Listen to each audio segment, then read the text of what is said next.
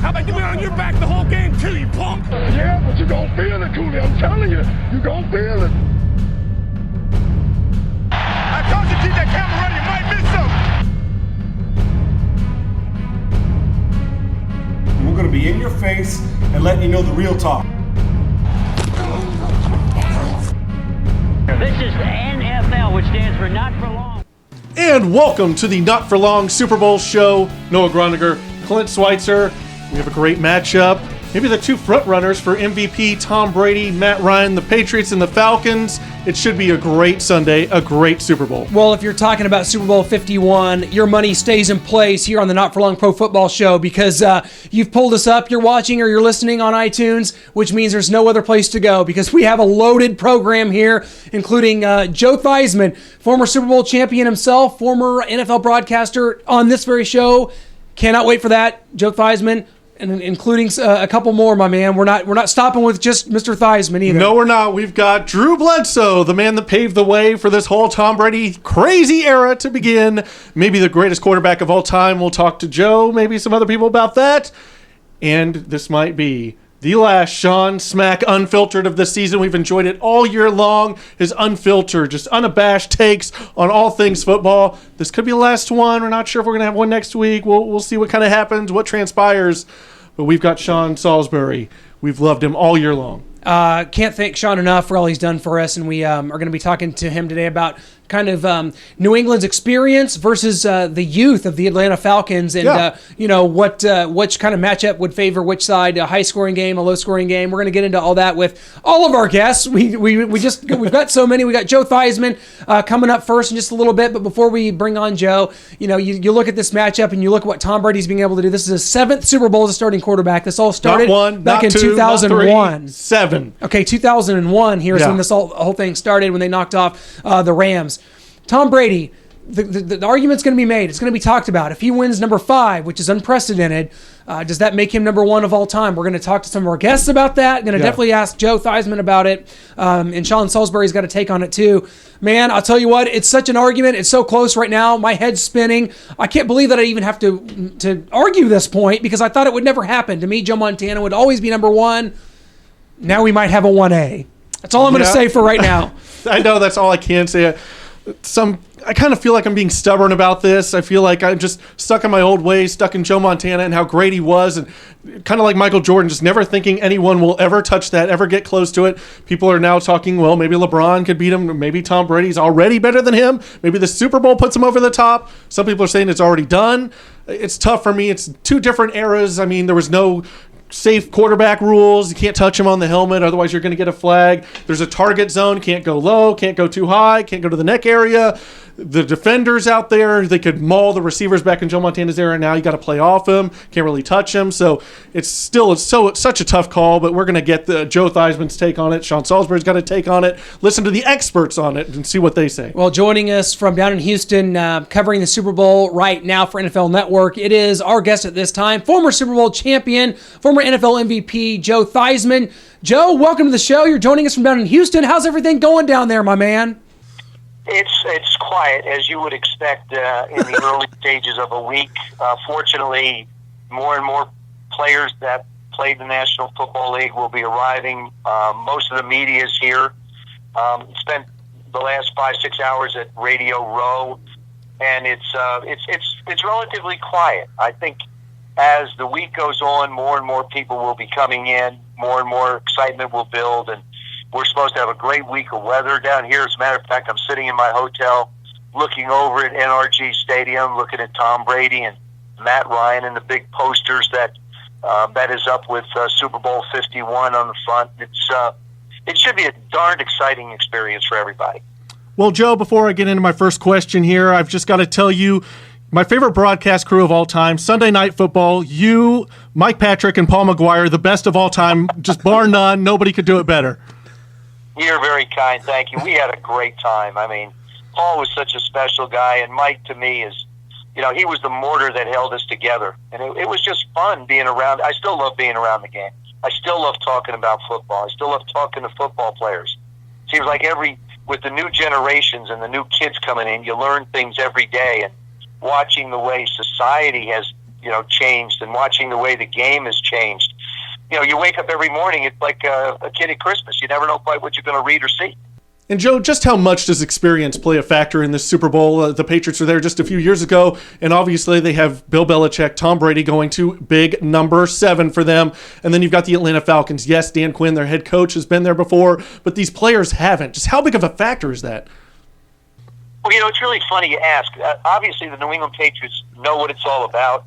They understand the schedule. They have a routine. Nothing is really new for them. And you're right, Dan Quinn has been through it, so it's not really a new experience for him, but it is for his players.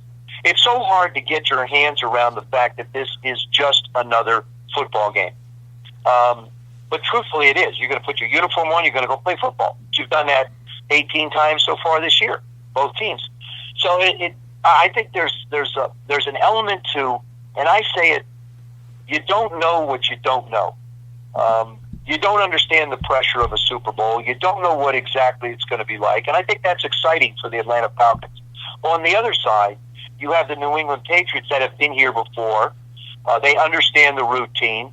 They know the commitment they have to make, but it's the same commitment they've made all year to be the team that they are.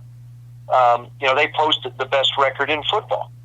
And when you look at what this team has been able to accomplish and the way that Tom has played through the course of the year, I mean, he lost one football game this year.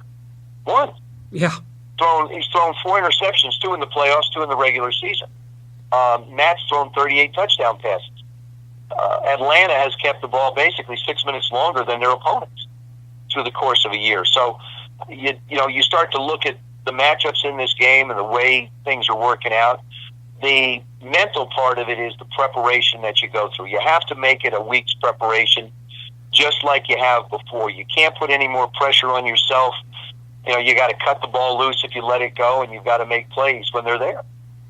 Yeah, one of the biggest debates surrounding this Super Bowl is some people saying, is Tom Brady already better than Joe Montana? If he gets this Super Bowl, does that put him ahead of Joe Montana? I keep going back and forth with myself. I hate to put anybody above our beloved Joe Montana here in Kansas City, obviously with San Francisco 49ers, but it was a different game back then. Just it was tougher. There wasn't these quarterback rules. You can't touch him. You can't breathe on him. The defenders could just maul your receivers at the line. Just what do you see in this? You're an MVP. You won a Super Bowl. What do you see in this Joe Montana versus Tom Brady? Who you got? I think it's a great debate. And I have felt for years that Joe Montana is the greatest that ever played the game. But Yeah. I don't think that this Super Bowl will change my opinion. I really believe, and Joe's not going to like this, but I believe that Tom is the one that stands above Brady. And here's why. Basically, the teams that Joe took to the Super Bowl, there was a nucleus of players that went with him. With the case of Tom Brady, it's almost on an annual basis. It's a new set of receivers. It's someone new in the offensive line. It's somebody new on the defensive side of the ball. It's somebody new behind him. I mean, LeGarrette Blount's been there for, 3 years now? That's like a lifetime for a running back in New England. Yeah. I mean, really, when you stop to think about it, and Lewis. And so, as I study the position and I see what Tom has been able to do with so many changes, and 7 Super Bowls ought to tell you what you need to know about where Tom Brady should rank in the history of football. Yeah.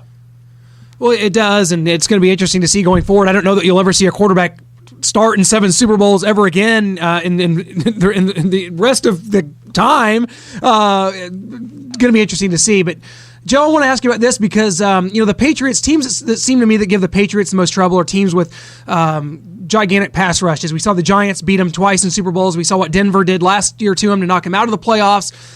This is a different team. This is a team that in the Falcons that's offensive minded, very similar to the Patriots. Oh, the Patriots boast the number 1 scoring defense. To me, this game plays right into the Patriots' hands, and I don't really know that. I mean, I can see Atlanta keeping up with this game, keeping up with it in a shootout, but Atlanta just doesn't seem like it's the type of team that's going to be able to come in and beat these Patriots. Bar none. What do you think?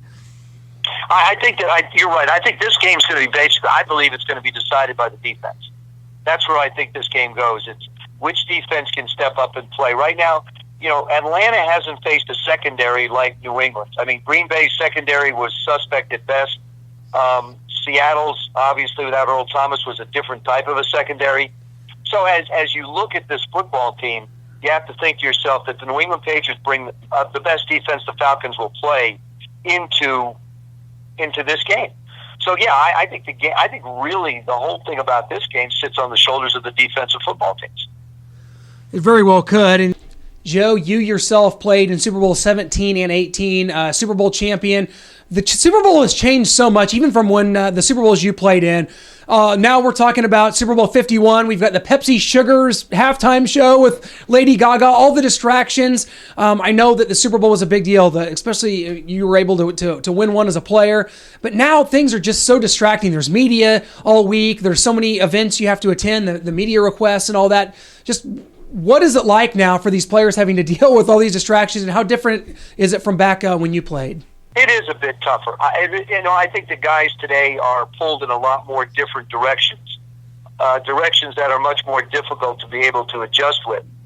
I really feel like this is a football team, or this experience about the football team is so unique and different that it's very difficult to compare back in the 80s and then back, where they are today, because social media presents such a huge pressure. Yeah. What is going on? I mean, guys have to interact. You see guys out in the, out a little bit more.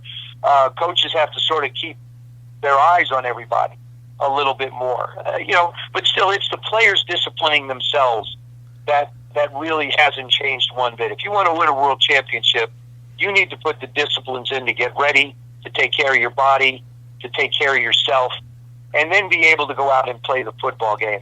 I thought the game, Super Bowl 18, when we held the press conference in Tampa Stadium, and I stood on a stage and there were this sea of reporters around me, was a lot, until I've seen what Media Day has become. It's a phenomenal circus today. I mean, it is just a gigantic circus. And it's become, the event that everybody sees around the world. And it should be. It's that exciting and it's that much fun. And from a player's perspective, there's nothing like it. There's no guarantee that you're going to have this ride again. Well, Joe, I know we're talking about Super Bowls, so the Kansas City Chiefs should not be anywhere in this conversation. But here in Kansas City, we're going to force it in anyway. So what do you see from afar with this Kansas City Chiefs franchise? I mean, this is a franchise that hasn't drafted a first-round quarterback since 1983. They're always a good team, but not quite good enough. They have journeyman quarterbacks, Steve Bono, Elvis Gerbach, Trent Green, Matt Castle, now Alex Smith. And how do you view Alex Smith? Can he get the Chiefs to that elusive Super Bowl that they've been searching for since 1970 with his pedestrian 15 touchdowns he threw this season? Well, I think Alex Smith I think Alex Smith could be a reason why they get to the Super Bowl. But, 2 years ago, your wide receivers didn't catch a touchdown pass. Yeah. For 16 football games, I cannot believe, I can't even fathom in my wildest imagination that you can play 16 football games at the professional level and no wide receiver is going to catch a touchdown pass. Then again, I look at this year, and Alex Smith has thrown just 15 touchdown passes in 16 football games. In this day and age of football, if you can't score, you can't count on the defense to continue to hold you into games. Exactly. I mean, it was the Pittsburgh game was all about the ability of the Kansas City defense to keep, the wraps on Ben Roethlisberger and that Steeler offense. And still, when Kansas City had a chance to score early in that game, it didn't happen. I think that somehow, way, shape, or form, you have to find, besides Tyreek Hill, you have to find some type of a passing game that gets the ball in the end zone where you can win a game 35-33. I mean, Sure. I think of Andy Reid to me is a great friend, a tremendous football coach, and I just sit there and I think to myself, how can you have 2 years on the offensive side of the ball where in 1 year you don't throw a touchdown pass to a wide receiver, and in this day and age of football, your quarterback only throws 15 touchdowns? Yeah, it's mind-boggling for us. I think you have to, you really have to sit down and say, okay, what do we need to get? What do we need to do to change these numbers? Yeah. Because it's become a wide receivers game. I mean, even if Tom Brady, Chris Hogan didn't play hardly any football. Julian Edelman, Danny Amendola, they're both 6 foot and smaller guys. Yeah. Michael Floyd cast off from Arizona.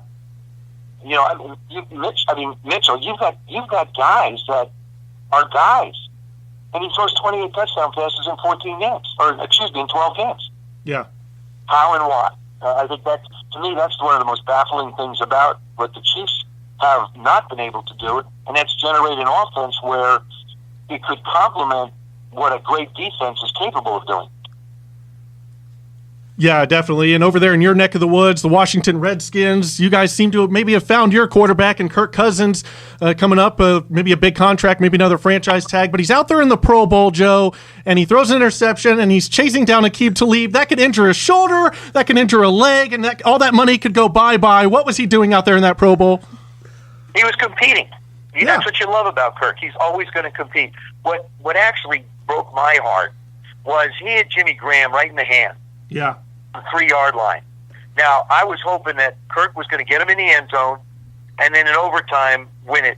And then all this conversation about Kirk Cousins making the big mistake at key moments in a game, that was not his interception. That was not. Right. That was totally on Jimmy Graham. Now, if I'm on the NFC side, okay, this is the way play. I'm sure the players just went, "Oh, that's a shame," but that cost them what, $31,000? Yeah. What, that was the difference in the payout. Yep. So if you take a 50-man roster, multiply that by 31,000, that's how much money went out the window. Jimmy Graham owes some people some money. I would think that people could be knocking on Jimmy's door and say, "Excuse me, what about?" And truthfully, when I watched him play, I think he played that game to protect himself. Definitely. I think he played and that's what the Pro Bowl has boiled down to. Although I will say this particular Pro Bowl over the last 4 or 5 years was the most enjoyable. It actually looked like guys were playing. They weren't trying to hurt one another. They were putting people on the ground, but they respected one another. And I thought the guys played hard. And, to me, we saw Von Miller blitz one time and get a 15-yard penalty, and he shouldn't have. Yeah, and to your point, that's just the competitive nature of what he was doing. Yeah, and to your point, I saw Jimmy Graham yelling at Lorenzo Alexander after kind of a big hit, and so he just wasn't really into the game from the start. No, I didn't really feel like he was. Well, Joe, and of all the things that you've done, and we just appreciate you coming on with us again, guys. We're talking with Joe Theismann. Can't thank you enough. And Joe, before we let you go, of course, we have to talk about your alma mater, the Notre Dame Fighting Irish, coming off a 4-8 season here. And I guess my question to you is, you were an All-American at Notre Dame. You set school records, one of the greats, legends in Notre Dame history at a time where the school was probably at, around its peak.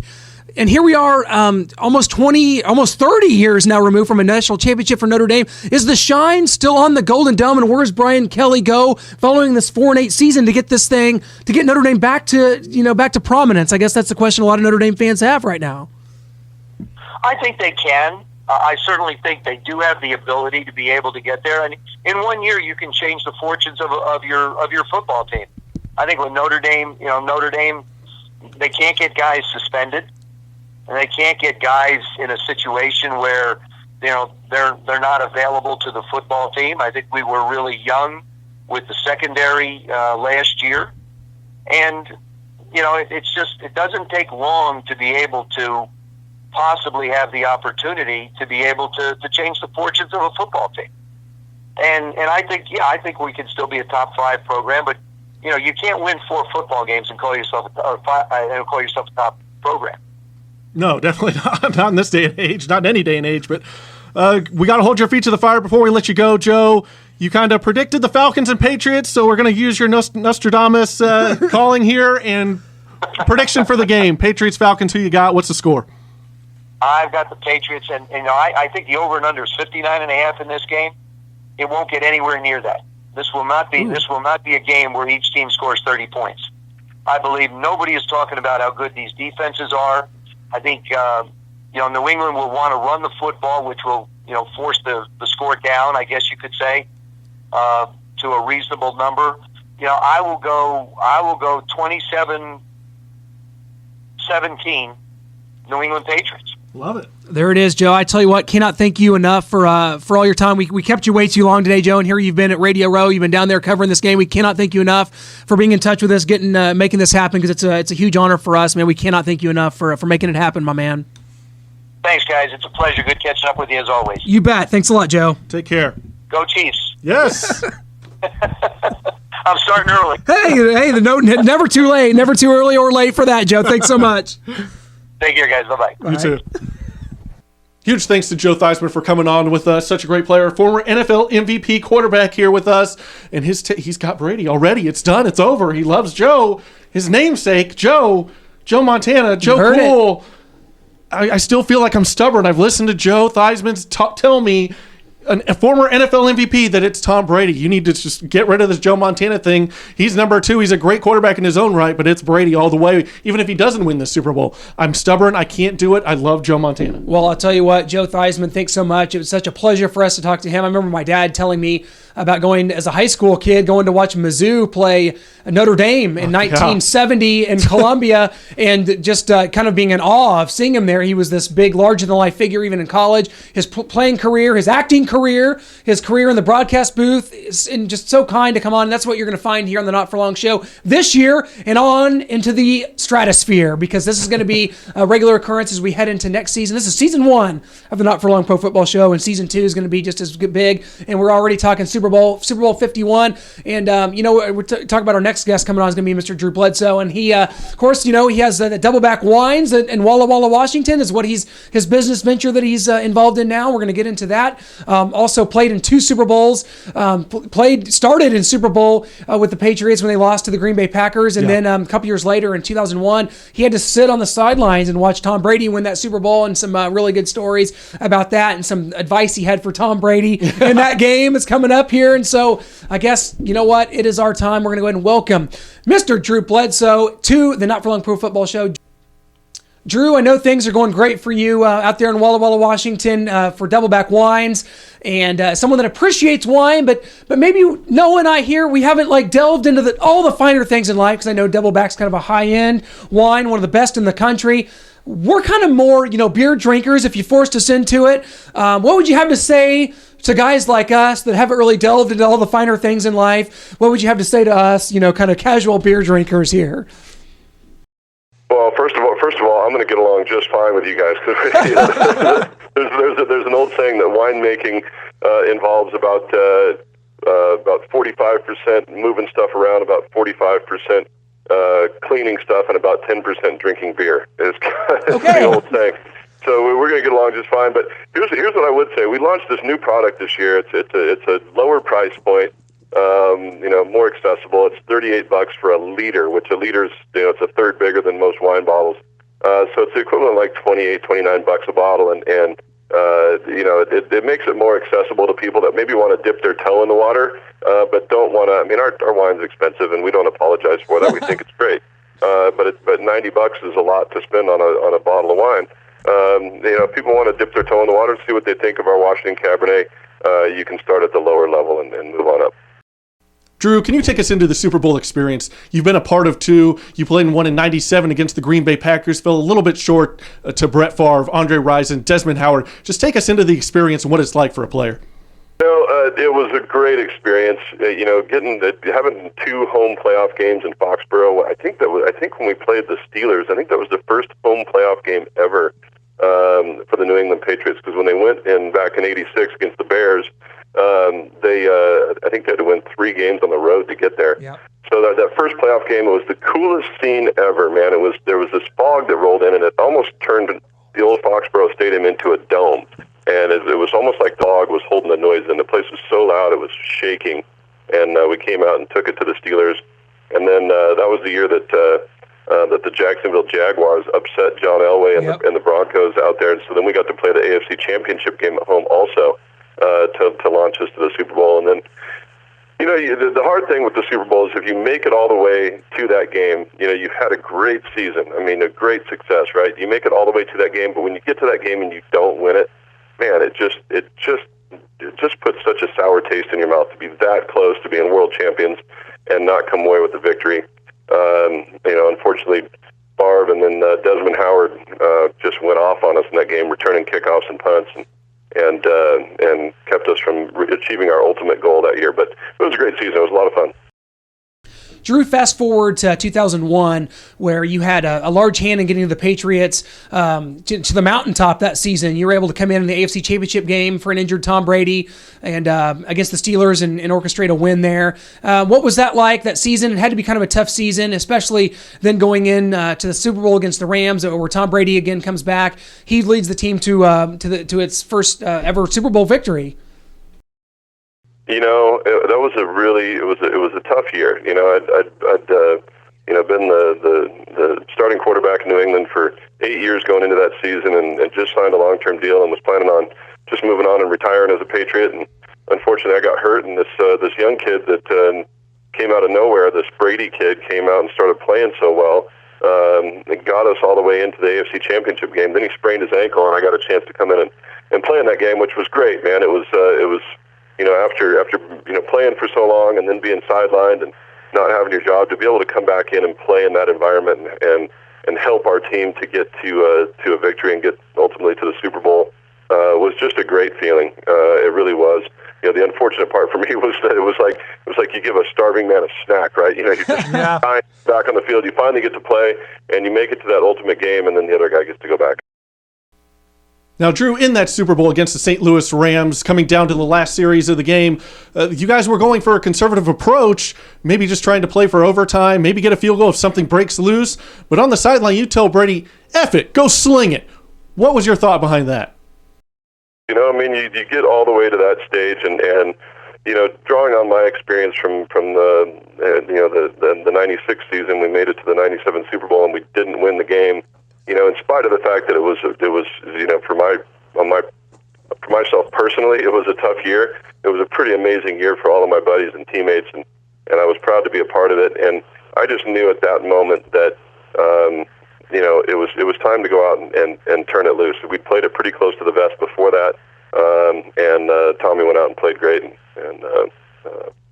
took us down the field, and ultimately Adam Vinatieri, like he always does, nails the game winner to end the game.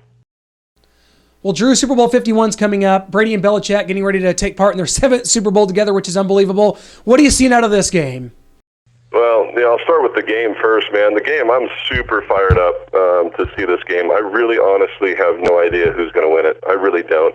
And I think Vegas is calling it an even matchup, and that's the way I see it too, man. I really think what's going to happen in this game is that it's going to be close in the fourth quarter, and then one of these remarkable athletes is going to make a play to win the game in the fourth quarter. But I'd be really surprised if that game is decided, you know, before the last few minutes of the entire football game. I just think it's going to be a really close matchup. Drew, what's your relationship with the New England Patriots like today? Obviously, you're a part of the Patriots Hall of Fame, but are there any hard feelings having been replaced by Tom Brady? Obviously, you had a couple other stops after that. Just what's your relationship with them like today? You know, it took a little while before I could cheer for them, being completely honest. You know, while I was playing, they were the enemy.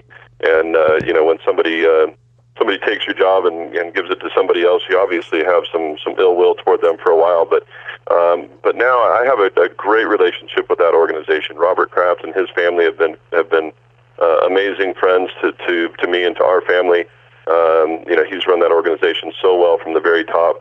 You know, Tommy, we have a great friendship. You know, but you know, now that there's enough time has gone by, you know, I do cheer for him, and I wish him all the best. But at the same time, I also have, you know, a great allegiance and a great friendship with Pete Carroll up in Seattle, and I've been so excited to see his success. Well, Drew, congratulations on all the success of Double Back Wines. I'll tell you what, if we're ever out in Walla Walla, we're going to have to look you up. We're going to have to come check out the operation, man, because it looks just like you guys have done a great job. One of the top wines in the world, man, and congratulations on that. We'll have to come check you out sometime. Yeah, you got to come check out our operation, man. You go to Walla Walla, Washington, it's like you got in a time machine and went back about 25 years. It's still a very farming centric town, and a lot of first-generation winemakers and wineries that just make it a lot of fun to be around. So, yeah, if you're ever out in that area, please come see us. Hey, thanks so much. Appreciate you having me on, and we'll talk to you again soon. You bet, Drew. Thanks a lot. Thanks. It was an honor. Huge thanks to Drew Bledsoe. Definitely still a Patriots fan, so it's exciting to see that there's no hard feelings. There's water under the bridge. He still loves Robert Kraft and the chance that he got by being drafted in 1993 first overall. Hey, Drew Bledsoe is 7th all-time in the NFL in passing yards. He had a great career in and of itself. He was a big part of that Patriots foundation about why they're great today, and can't thank him enough. We're going to have to head out to Walla Walla and check out some wines. After the football season, when we have nothing else to do, we'll go to wine country, just me and you. Our shoes and socks on, step on some grapes. If they need it. Absolutely. Maybe put us up in one of the night. Washington is one of the most beautiful states in the country. I'll tell you, I've been out that way, out to Seattle and Spokane. A lot of wineries. It's gorgeous. We're going to have to, that's exactly how we should spend the off season. After the Super Bowl's over, I say we head out immediately after the game. Yeah, we go from sports host to grape squishing boys. That's what Drew will affectionately term us. If we get a free bottle out of it, I think they're like $150 a bottle. So, hey, hopefully there's a free bottle out of that. 20-hour days in the blazing sun. Well, hey, earn that. And we're talking about, as we continue to talk about Super Bowl 51 here, and that's what we're doing. And it's one of those situations where we got Sean Salisbury coming up doing a Sean Smack Unfiltered segment, and he's going to talk about experience versus youth, Brady, best ever, all that and much more. Sean Salisbury, for perhaps the last time. Sean Smack Unfiltered, what do you have for us? All right, guys, thanks, and happy Super Bowl week. Pretty simple video from me this week, because I know you guys got a ton of content and a lot going on with Super Bowl week, as we all do. And with all the breakdowns and all the X's and O's, I'm going to hit on something a little bit different. It's the distractions of this game. Now, which way do you lean? Do you lean towards youth, exuberance, naive, Atlanta Falcons that fly around that this game won't affect them because, hey, they haven't been here before and they're just going to go out and prove to the world that experience doesn't matter?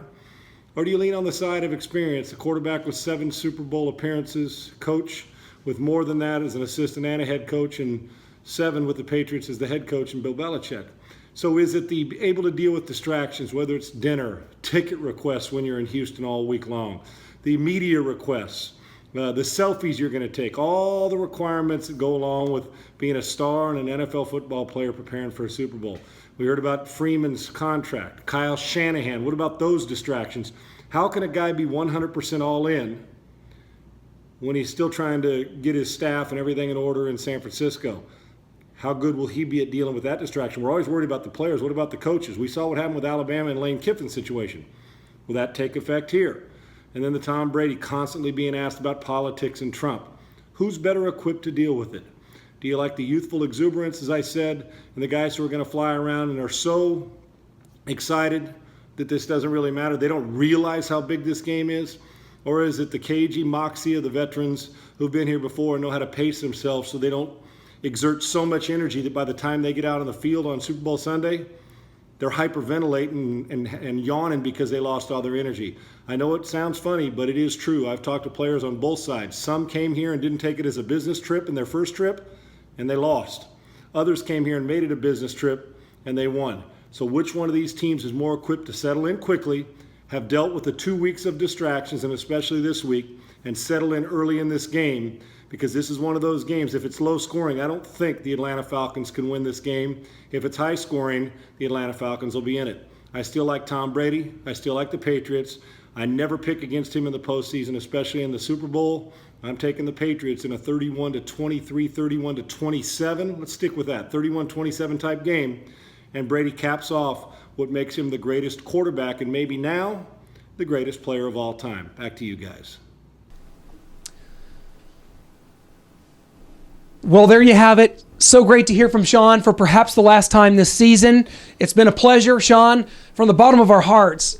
We can't thank you enough for all that you've done for us. Dating back to 2012 when Noah and I sat in my basement, sat at basically a dinner table, had a small microphone this big where we held telephones up to record interviews with.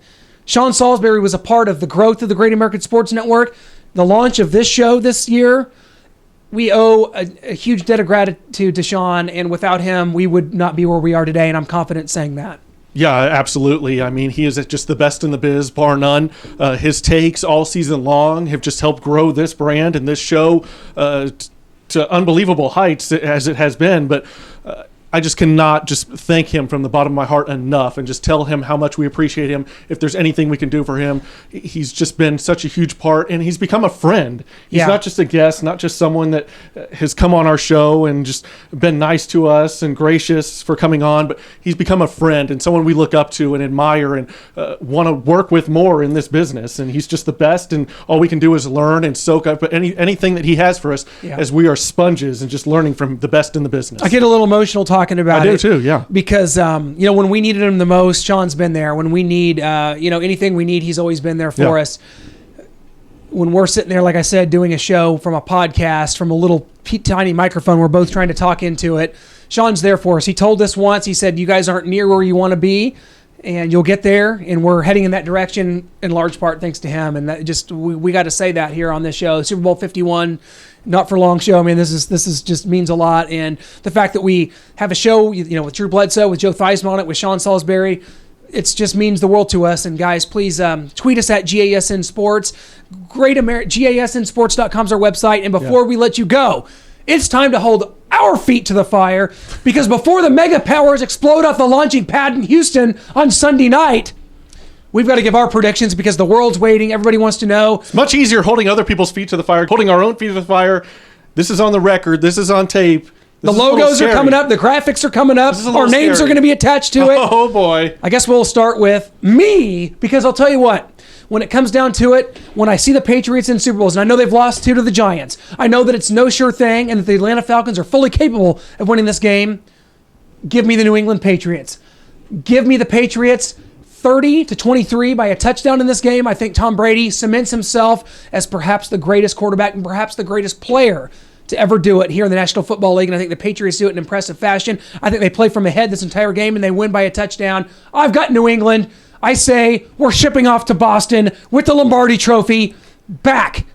And they're going to have to, and by the way, Roger Goodell's going to have to hand that trophy to the Patriots. I think that's the only way that this is kind of swaying towards people maybe rooting for the Patriots when they normally wouldn't, because they want to see the awkward moment, have the vines, the GIFs of Roger Goodell handing the trophy over to Robert Kraft, Bill Belichick, and Tom Brady. But no, where are you at? It's turn. Your turn here. We're not. It's tough for me. I feel like I have a little Joe Montana sitting on my shoulder saying, "Don't do it. Don't pick him. Don't pick him."